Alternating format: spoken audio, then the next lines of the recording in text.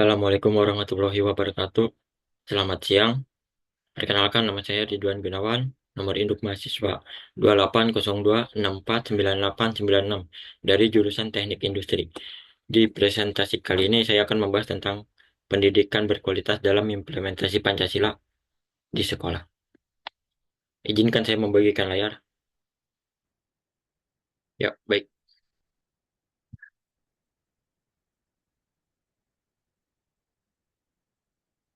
Baik.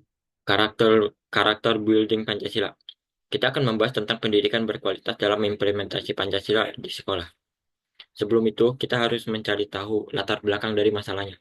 Pendidikan berkualitas masih menjadi tantangan signifikan di Indonesia, terutama dalam konteks penerapan nilai-nilai Pancasila. Meskipun secara formal, Pancasila telah ditetapkan sebagai dasar negara dan ideologi nasional, implementasinya dalam sistem pendidikan masih menghadapi berbagai kendala. Berdasarkan observasi dan wawancara yang dilakukan tim kami di berbagai lokasi. Jadi, implementasi Pancasila ini masih ada kendala dalam pemahaman oleh masyarakat.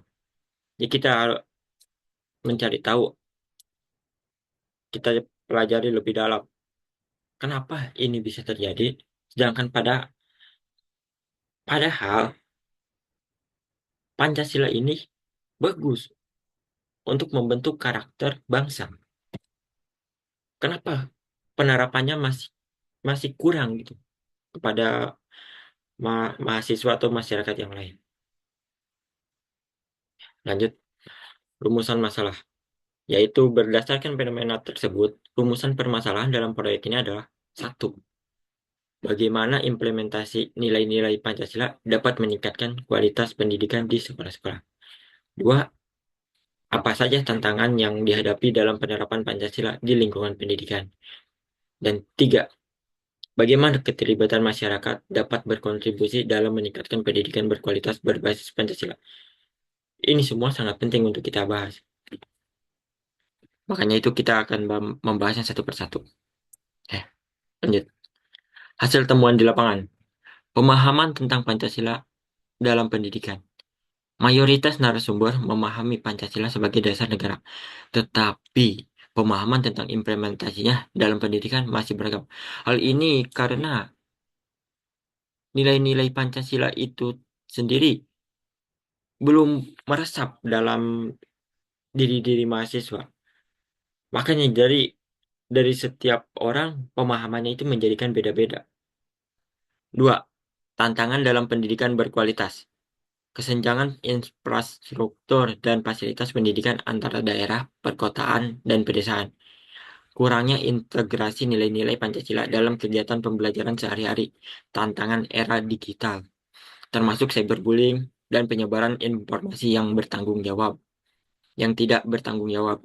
Cyberbullying ini bukan cuma yang langsung ya.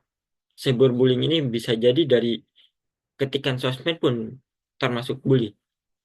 Dari sosmed kan itu kan menyebar luas kan ya, dimanapun bisa gitu ya, menjangkau siapapun bisa. Terkadang cyberbullying juga dari ketikan dari ketikan dari ketikan sosmed itu sendiri pun bisa menyakiti hati orang. Itu yang membuat cyberbullying di sosmed. Lalu tiga, peran masyarakat meliputi partisipasi dalam komite sekolah, program pendamping belajar, dan kolaborasi dalam pengembangan kurikulum kontekstual.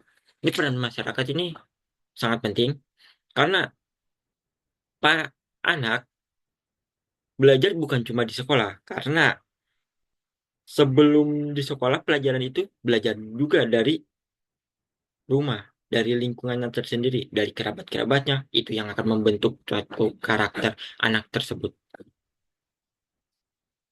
Oke, lalu solusi yang ditawarkan. Satu, pengembangan kurikulum terintegrasi. Mengintegrasikan nilai-nilai Pancasila ke dalam semua mata pelajaran, tidak hanya PPKN. Ini sangat penting. Jadi pelajaran Pancasila bukan cuma di PPKN saja, tetapi di mata pelajaran lain yang lain pun turut ikut serta.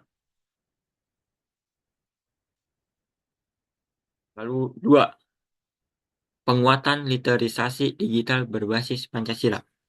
Mengembangkan program literasi digital yang menekankan etika online berdasarkan nilai-nilai Pancasila.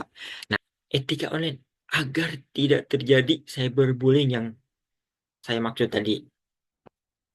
Ini yang saya maksud berdasarkan nilai-nilai Pancasila. Tiga, pemberdayaan komunitas pendidikan. Memfasilitasi dialog antara sekolah, keluarga, dan masyarakat tentang implementasi Pancasila.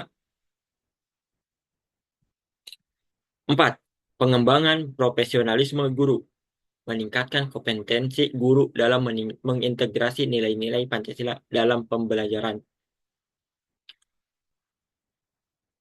Ini pendidik, saya setuju ini dengan ini. Jadi, pendidikan Pancasila itu diajarkan oleh guru. Guru memahami betul tentang Pancasila, otomatis penyampaiannya akan mudah. Pemahaman dari anak-anak tersebut akan mudah dipahami dan mudah diterapkan oleh para anak-anak yang mempelajari Pancasila. Jadi bisa dipraktikkan langsung dalam kehidupan bermasyarakat. Karena sudah memahami betul nilai-nilai Pancasila itu yang baik, yang berbudi pekerti luhur. Oke. Menjelaskan refleksi pribadi setelah melakukan proyek. Ya, menurut saya ini be good, menjadi lebih baik. Setelah melakukan proyek ini menjadi lebih baik. Kenapa? Karena mengembangkan kepekaan sosial dan empati terhadap isu-isu pendidikan masyarakat. Be great, menjadi hebat, tentu meningkatkan kemampuan analisis, komunikasi, dan kerjasama tim dalam menyelesaikan permasalahan sosial. Be a game changer, menghasilkan ide-ide inovatif untuk meningkatkan kualitas pendidikan berbasis Pancasila. Ini, setelah melakukan proyek ini, poin positifnya ada.